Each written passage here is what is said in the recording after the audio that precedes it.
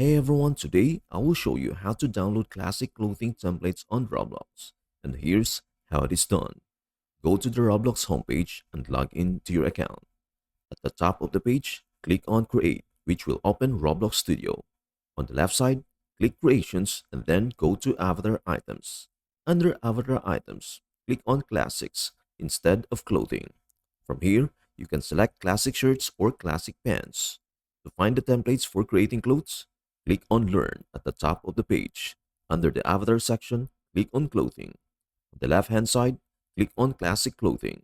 Scroll down and click on Shirts and Pants. Download and unzip the template files. You'll find templates for both classic shirts and pants.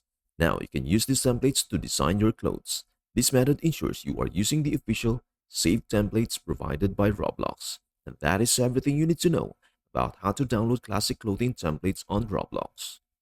Before we end, may I humbly ask you a favor? Please do like, share, and subscribe to our channel. This means the world to us. Thank you so much for watching. We hope to see you in our next video.